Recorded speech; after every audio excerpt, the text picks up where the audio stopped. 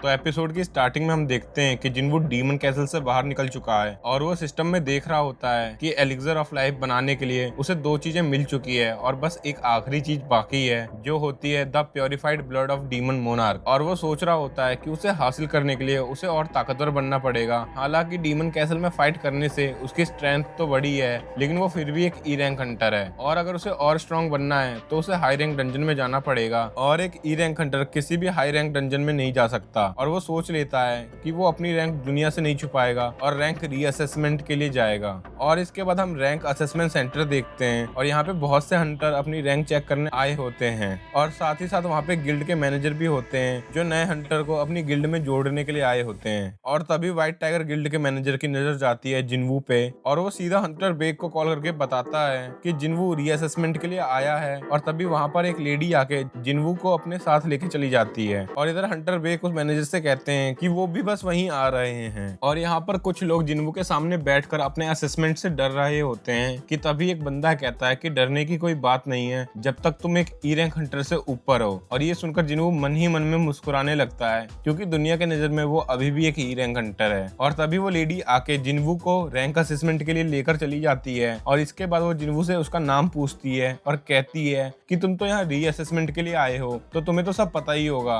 और वो जिनवू को अपना हाथ ब्लैक क्रिस्टल पे रखने को बोलती है और जिनवू के हाथ रखने के बाद वो मशीन एरर शो करने लगती है जिसपे वो लेडी जिनवू से दोबारा ब्लैक क्रिस्टल पे हाथ रखने को बोलती है और फिर से मशीन एरर शो करने लगता है। और तभी वहाँ पे उस लेडी का सीनियर आ जाता है और वो लेडी उससे बोलती है कि मशीन में कुछ गड़बड़ है। जिसके बाद वो आदमी मशीन को देखता है और कहता है कि मशीन में कोई दिक्कत नहीं है, असल में इस इंसान में इतनी एनर्जी है कि हम उसे मेजर नहीं कर सकते। और इसका मतलब ये है कि ये कोरिया का अगला एस रैंक हंटर है। और यहाँ पे हम मैनेजर वू जिनचुल और चॉय जोंग इनको बात करते हुए देखते हैं और वो मैनेजर जिनचुल से पूछते हैं कि क्या तुम्हें पता है कि व्हाइट टाइगर गिल्ड के रेड गेट वाले इंसिडेंट में एक आउटसाइडर ने उस बॉस को हराया था और क्या तुम्हें पता है कि वो कौन है। जिसपे जिनचुल बताता है कि वो इन्वेस्टिगेशन के टाइम वहाँ नहीं था इसलिए उसे ज्यादा कुछ नहीं पता। और तभी हंटर चोई कहते हैं कि लॉबी में कुछ हो रहा है, हमें चल के देखना चाहिए और वो दोनों चेक करने के लिए चले जाते हैं। और इधर लॉबी में सब लोग इस बात से हैरान होते हैं कि आखिर मशीन जिनवू की रैंक को मेजर क्यों नहीं कर पा रही। और ऐसा तभी होता है कि जब कोई एस रैंक हंटर मशीन को टच करता है और सब सोचने लगते हैं कि ये अगला एस रैंक हंटर होने वाला है पूरे कोरिया का।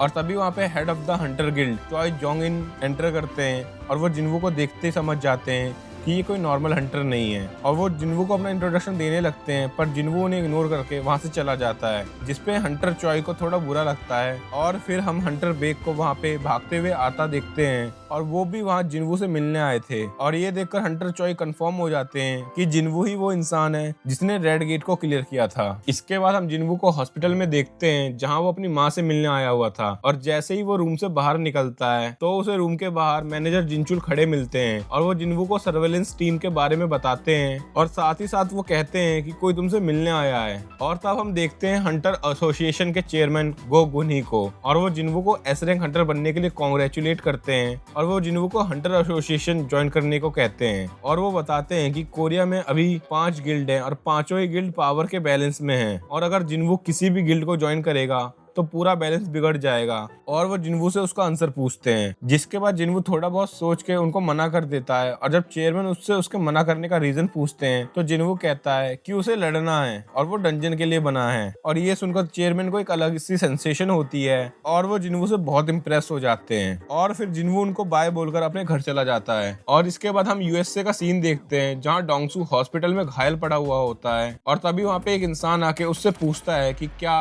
इल हुआन सच में मैजिक बीस्ट है। जिसपे डोंगसू कहता है कि तुम्हें क्या लगता है उसने ऐसे ही मेरी ये हालत कर दी। और इसके बाद वो आदमी डोंगसू को उसकी रिकवरी पे ध्यान देने को बोलता है और साथ ही साथ वो उसे बताता है कि वो लोग इलहुआन को ढूंढ रहे हैं। और यहाँ पे डोंगसू इलहुआन से हुई हुई फाइट को याद कर रहा होता है और वो अपनी हार से बहुत गुस्सा होता है। और इसके बाद हम जिनवू को देखते हैं जो ऑनलाइन साइट पे हंटर गियर देख रहा होता है जिसको लेकर वो डीमन कैसल में जा सके। और तभी वो अपने गियर स्पेयर ऑफ एवराइज को ऑनलाइन बेचने की सोचता है पर उसे याद आता है कि कोई ई रैंक हंटर इतना पावरफुल गियर ऑब्टेन नहीं कर सकता। तो वो एक एक्सक्यूज ढूंढने लगता है जो साबित कर सके कि वो एक ए रैंक गेट में गया है, और तभी वो एक माइनिंग टीम को ज्वाइन कर लेता है। और इधर हम देखते हैं कि हंटर एसोसिएशन में चेयरमैन जिन्वू की फाइल देख रहे होते हैं और वो जिनचुल चेयरमैन को बताता है कि जिन्वू ने हंटर गिल्ड टीम को ज्वाइन कर लिया है, जिसे सुनकर चेयरमैन थोड़ा उदास हो जाते हैं। लेकिन फिर जिनचुल बताता है कि जिन्वू ने माइनिंग टीम को ज्वाइन किया है, जिसे सुनकर चेयरमैन चौंक जाते हैं और कहते हैं कि जिन्वू को प्रिडिक्ट कर पाना बहुत मुश्किल है। और फिर हम जिन्वू को माइनिंग टीम के साथ देखते हैं और माइनिंग टीम का लीडर जिन्वू को काम समझा रहा होता है। और इसके बाद हम हंटर चोई को देखते हैं और वो अपने एक ही अटैक से सभी मॉन्स्टर को हरा देते हैं। और इसके बाद स्ट्राइक टीम डंजन से बाहर आ जाती है और हंटर चोई को देखकर जिन्वू अपना फेस छुपा लेता है और मिस चा जिन्वू के पावर की प्रेजेंस को फील कर पाती है और उन्हें लग रहा होता है